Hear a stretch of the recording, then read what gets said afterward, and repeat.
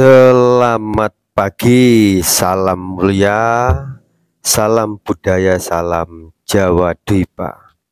Teman-teman, di dalam pertemuan kali ini, izinkan saya mensejarahkan tentang sejarah Jawa Dwipa yang saya dapat atau ingsun dapat daripada kabar Sang Hyang Wisnubadra Sinayau yang lahir dari zaman ke zaman.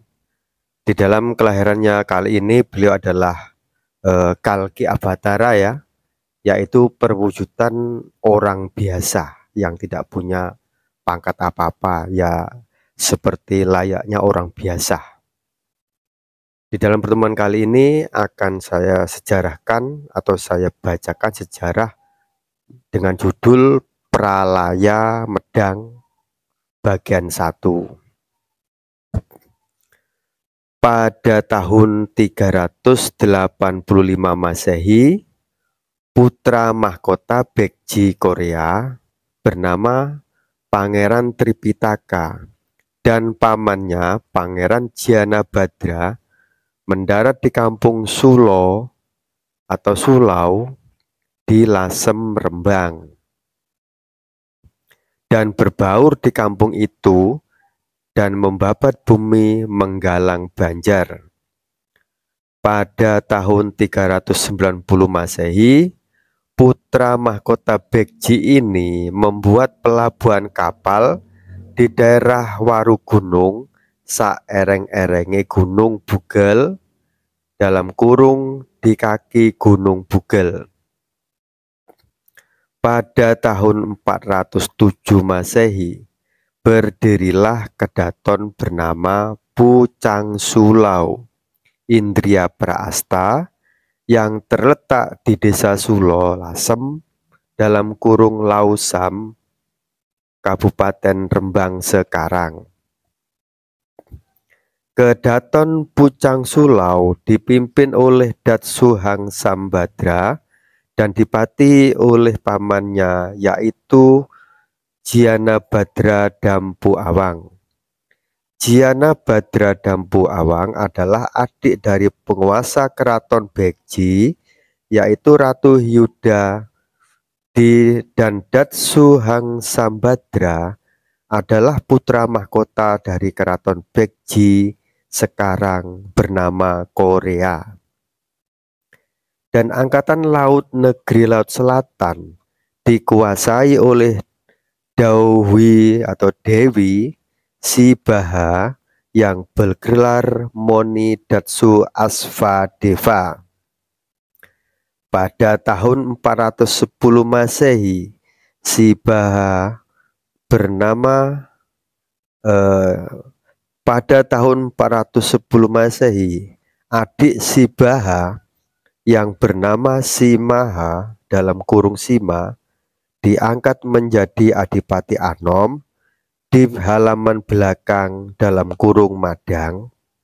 Madang artinya halaman belakang rumah belakang, yaitu belakang Pucang Sulau, sekarang menjadi desa bernama Madang atau Medang di Blora Utara. Berhubung Madang atau halaman belakang kedaton Pucang Sulau di bumi Purwa dalam kurung Kamulaan, yaitu bumi Lingga, makanya halaman Pucang Sulau ini disebut Madang Kamulaan, yaitu kadipaten yang ada di halaman belakang di bumi Kamulaan. Bekasnya dalam kurung petilasannya sekarang ada di TPK Medang Blora. Pada tahun 415 Masehi, Putri Simaha dalam kurung Sima diangkat menjadi Datsu dalam kurung Ratu di bumi Kaling. Kaling itu nama buah Siwalan. Kedatonnya bernama Kedaton Madang Kaling. Itu masih di bawah kekuasaan Kedaton Pucang Sulau Indria Praasta sekarang berada di Kabupaten Rembang. Lama-lama Kedaton Madangkaling Jipura disebut juga Keraton Jipura. Sampai sekarang orang-orang sana mengaku orang Jipura. Zaman penjajahan Eropa malah bubrah namanya. Yang awalnya Jipura bubrah atau berubah menjadi Jepara. Kedaton Madangkaling dipimpin oleh Putri Simaha dalam kurung Sima, dipati oleh Hang Sambura Dampu Awang, dan disesepui oleh Ayang atau Eyang Paman Jiana Badra Dampu Awang. Datsu Sri Simaha atau Ratu Sima sampai mangkat tidak mempunyai keturunan. Setelah itu Kedaton Madangkaling Jipura diserahkan kepada patihnya karena keponakannya sudah meninggal semua, yaitu Putri Rahingsi dan Prabu Arya Asvendra. Dan patih Madangkaling Jipura akhirnya merangkap dua pemerintahan, yaitu Galuh di Banjarbatur dalam kurung Banjarnegara sepeninggal Prabu Arya Asvendra, dan Madangkaling Jipura sepeninggal Datsu Sima.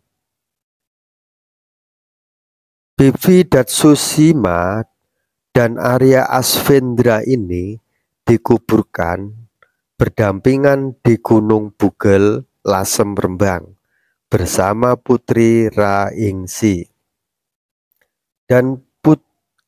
Dan patih Hang Sambura Dampu Awang juga tidak berputra. Kedaton Galuh dan Madang diserahkan kepada adiknya, yaitu seorang pandita guru bernama Samara.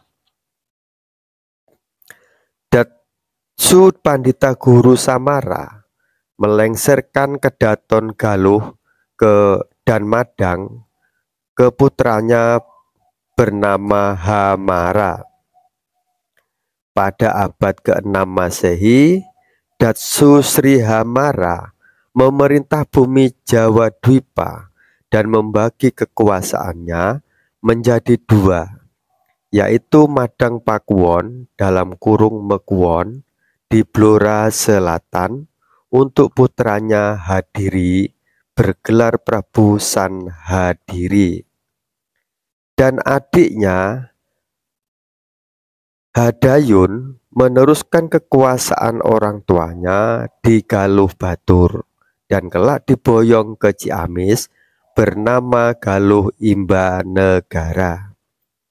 Pada abad ke-7 Masehi, Prabu San Hadiri melengsarkan keprabonnya kepada putranya Zinoza yang bergelar Prabu Sri Sanmaha, dan Datsu Sri Handayun melengsarkan kekuasaannya kepada putranya menjadi Galuh Batang, dan beliau bernama Datsu Sri Sanma dalam kurung Sana, menjadi penguasa Galuh Imba Negara.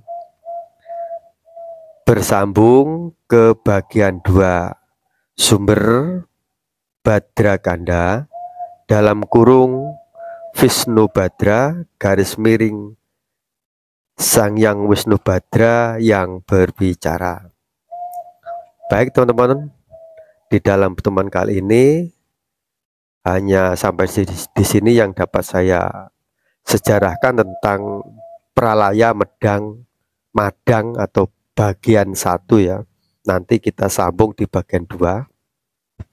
Seperti biasa, jas merah, jangan sekali-kali melupakan sejarah.